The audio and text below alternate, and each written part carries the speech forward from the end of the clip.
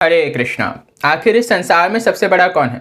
ये एक ऐसा विषय है जिसको लेके अत्यधिक लड़ाइयाँ, झगड़े, मतभेद होते रहते हैं।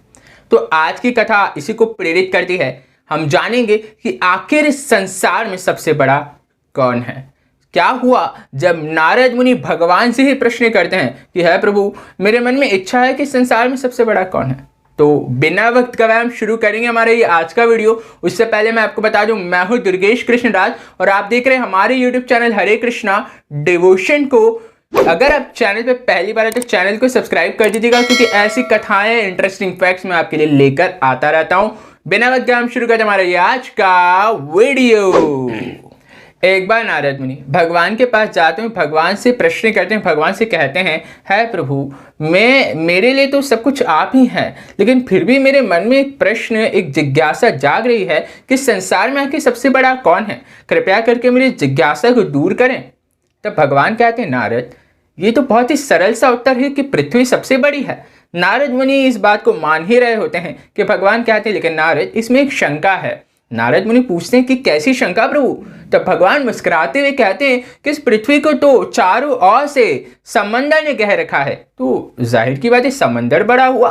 नारद मुनि इस बात को भी मान लेते क्योंकि भगवान है। भगवान कह रहे हैं कि समंदर बड़ा तो समंदर बड़ा। अब भगवान कहते हैं कि नारद, इसमें भी एक शंका है। नारद मुनि प्रश्न करते कि इसमें कैसी शंका प्रभु? भगवान कहते हैं कि अगस्त्य मुनि ने सारे समंदर के पानी को पी लिया था, सारे समंदर को सुखा दिया था, तो निश्चित रूप से अगस्त्य मुनि सबसे बड़े हुए। तब नारद मुनि कहते हैं, जी प्रभु, अगस्त्य मुनि सबसे बड़े हुए। वो नारद मुनि इस बात को भी मान लेते हैं, लेकिन भगवान के मन में कुछ और ही चल रहा था। भगवान नारद मुनि के साथ कुछ और ज्यादा खेलना चाहते थे। तब भगवान ने नारद मुनि से कहा, नारद, इसमें भी एक शंका है। अब नारद मुनि परेशान होने लगे और पूछा, प्रभु, इसमें कैसी शंका है? तब भगवान कहते हैं कि अगस्त्य मुनि कहाँ रहते हैं? इतने विशाल आकाश के एक सूर्य जैसी नोक के ग्रह में अगस्त्य मुनि रहते हैं, तो आकाश तो निश्चित रूप से बड़ा होना चाहिए। तब नारद मुनि कहते हैं, बिल्कुल प्रभु, आकाश सबसे बड़ा है। तब भगवान कहते हैं, इसमें भी एक शंका है। अब नारद मुनि परेशान अत्यधिक हो रहे हैं और उनके दिमाग के ऐसे सले बनने लगे, कह रहे कि क्या हो रहा है प्रभु। तब भगवान कहते हैं कि तुम याद करो, मैंने वामन रूप में अपने एक पग में पूरे आकाश को नाप लिया था, तो मैं बड़ा हुआ। तो नारद मुनि कहते हैं, प्रभु, आप ही वामन हैं और आपने तो विराट रूप भी अपना दिखाया है, तो आप निश्चित रूप से सही में बहुत ज्यादा बड़े हुए, बहुत विशाल हुए।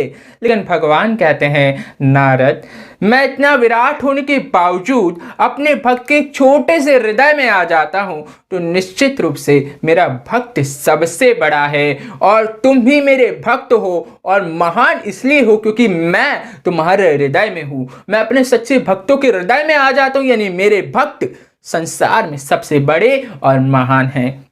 नारद मुनि की आंखें भर आई और नारद मुनि ने क्षमा मांगी, क्षमा करिए प्रभु, मैं अज्ञानतावश ये विचार करने लग गया कि संसार में सबसे बड़ा कौन है। तो इन सब विषय में ना पढ़ते हुए भगवान की भक्ति में अपने आप को एकाग्रित कीजिए, बस। अब इसका मतलब ये नहीं कि भक्त हैं तो आप अपने आप को सबसे बड़ा समझने लगे। अगर ऐसा होगा तो आपके अंदर अभिमान, अहंकार का भाव आ जाएगा, जो नहीं आना चाहिए। और जहां अभिमान आया भगवान तो पट से आपके हृदय से निकल जाएंगे।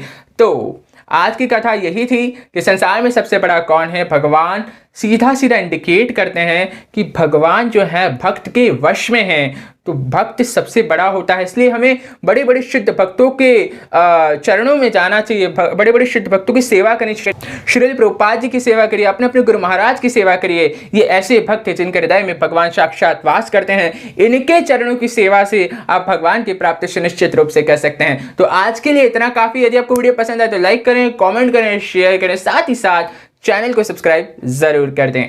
हरे कृष्णा।